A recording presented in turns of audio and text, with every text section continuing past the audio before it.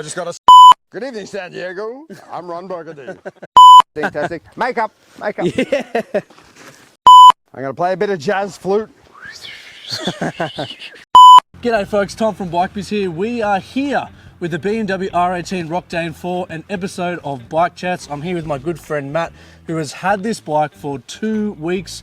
My first question to you, Matt, is what do you think of it? I'm really surprised by the bike. It's really grown on me. I did the R18 ride day, so you took the bike out for a couple of hours, and that was good.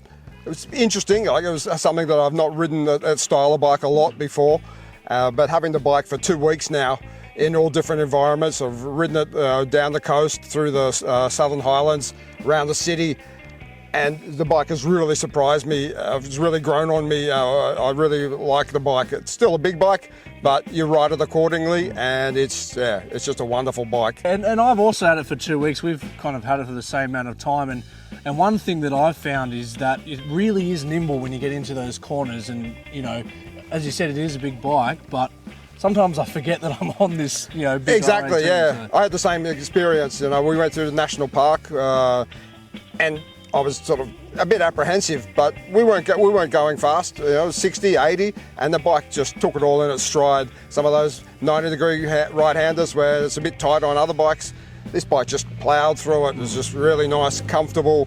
You know, and there's so much torque from that engine. You just leave it in second, and the thing just wants to pull like a freight train. It's just amazing. That 158 newton meters of torque, mate, you can feel it. And we're up here on the putty road as well, and it really gives you that good perspective through, you know, some corners. And, yeah. And it's tractable through all the gears, so you can, you know, second, third, fourth. I was playing around with it up here, and it still feels really nice and tractable right through those gears. No sort of lag down low in fourth. You can drop it back to 60. Thing just still wants to pull. There's none of that sort of, you know, torque effect of the cylinders. It just maybe a good flywheel balanced, and it just pulls really cleanly. It's just so smooth. I mean, this is its perfect environment really up here on the putty. You know, this bike does come with a bunch of features. One thing that, you know, I know that you were using was the hill hold assist. Now, can you tell me, how did you find that? Was it easy to use? And yeah, it was really good. I mean, it's once you've stopped in traffic, you grab the brake lever a couple of times, little dash light comes on. You can take your hand off the clutch, or you can have your bike in gear. It works downhill, works uphill, and it's a good feature. It just gives you a chance to relax that right hand a bit, and pulling away, you know, you don't have to worry about feathering the brake and the clutch. You just, you know, the clutch is out, just throttle on, away you go. Yeah. For a big bike like this, it's I think it's something that you really need. It's a good feature.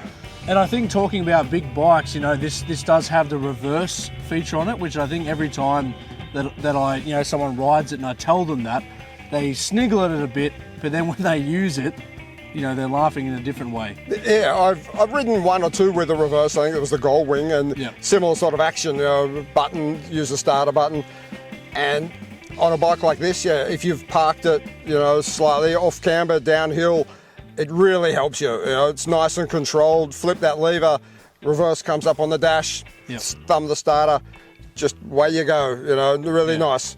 You know, I could probably do a reverse race at some stage. You're getting that good at it. You know, it's just cruising around. You know. Yeah, we should film that maybe on our way home. I'll get my stunt double for that one. Well, talking about stunt doubles, I had my stunt double who's behind the camera, Mark, who rode up here with you, which was good because it gave me the chance to film you guys and get a lot of those shots. So, and I think he was the same. You know, I don't think he realised he was going to jump on it. And I said, look, mate, once you get out there, you'll understand that this bike is quite nimble and, you know. Yeah. Now, going from that, can you tell me what is your favourite thing about this bike that you would find? Probably the engine. Yeah. I mean, it's, you know, it's the main feature of the bike. You know, it's just there. I mean, aesthetically, it's just a gorgeous looking bike. You know, that engine dominates the bike, and it gets so much attention. You can pull up in traffic, people winding down the windows, sort of gawking out here, what there's there. Yeah. I got breath tested, you know, while I was on the bike, and the highway patrol guys were sort of staring at the bike, going, whoa, look at that, you know. So it gets attention from all sorts. Maybe the wrong attention sometimes, but you know, it's attention. And like I said before, it's tractable. The ratios in the gearbox are really good. First, like around the city, you could probably leave it in first 80% of the time. It just goes from right down low up to 60 or 70. But it's got to work the gearbox, got to put it in second and third just to, you know, plod along, and it's just really good. And one thing that surprised me, it's how good those brakes are. It's a big bike. I'm not a little guy. You know, we're probably talking 400 kilos, you know, rider pillion. And I reckon those brakes, they just hold really nicely and good and progressive. And you just squeeze it and it just pulls it up. I was really pleasantly surprised, thinking, you know, you cart along at, you know, 120 on this thing and you need to brake a bit hard like we do on the freeway, and no problem at all. And I really love the 21-inch front cast aluminium wheel, you know, because the R18s previous were 19-inch. And I think that it just adds that, you know, that cruiser look, and you can feel it too, can't you? Like when you're kind of hitting into corners. Yeah, you can. I mean, it's the bagger sort of styles, slightly higher at the front, tapering to the back, so it fits really well. But like you said, that difference of the 2 inches and also the profile of the 19-inch tyre, a fair bit wider. And when I rode those initially, the front end did feel a little bit heavier. But this 21-inch, it's, you know, we're not talking dirt bike, but it's pretty close. It's, as you say, it's really agile. You know, it rolls into the corners really nicely. And one of the main reasons why I wanted to bring you out here and give you the bike and, you know, let you ride it is because Matt owns a big range of motorcycles, and a lot of those are BMWs. And, you know, you just recently did a trip overseas. Yeah, well, I'm lucky enough to have maybe 10 old R-Series boxes. I've got a couple overseas that I usually try to go and ride every year or every couple of years, and I did a European trip this year. It's an old R100 GS. The BMs, they just go, you know, and that's why I was really keen to try this one, as most of mine are, you know, 15, 20 years old at least. This one, the new modern technology, it's got all the whistles and bells, which I haven't got. You know, I've sort of said to myself, oh, I don't need that. But once you have them, you enjoy it. You do. You think about it. It's in the back of your mind. It's always a safety aspect with a lot of these features as well. And it just makes the riding experience, you know, enjoyable and relaxing. Now, a couple of features that this bike has is the cruise control, heated hand grips. We mentioned the reverse hill hold assist that comes with the panniers, which I think is quite cool. It gives that bag a look. The 21-inch front wheel.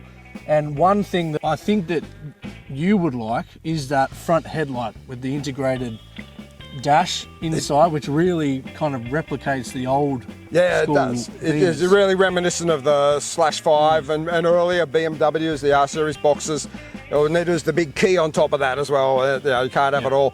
And there's lots of information in there, but it's really clear and it's concise. And I found that the mode button and the controls on the left-hand grip flicks through stuff really quickly.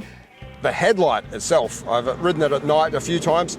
I think it's a sensitive headlight, so it's got a daylight running light, and as it gets darker, the headlight turns on automatically. It's like spotlights, you know, it's like a LED light bar. It's really great headlight. The last question I'd like to ask you is if you could rate this out of 10, and I'm talking styling, kind of value for money, you know, just a general cruiser, and then performance, what would you give this bike? I might be a bit biased because, you know, I bleed blue and white, but honestly, I reckon this is a 8.5 out of 10 bike. When you look at everything, compare it to its competition, the value for money, features, sort of new technology. You know, this engine is amazing, the first of this platform. So I would be, you know, have one in my garage if I had the space. I just got to sell a few more and then put one of these inside there.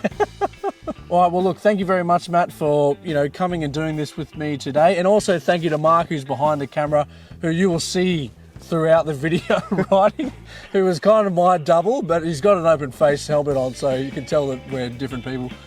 Thanks to you, Tommy. Thanks to Bike Biz and BMW for having us. And it's been a great experience. R18 could be in my future. Yeah.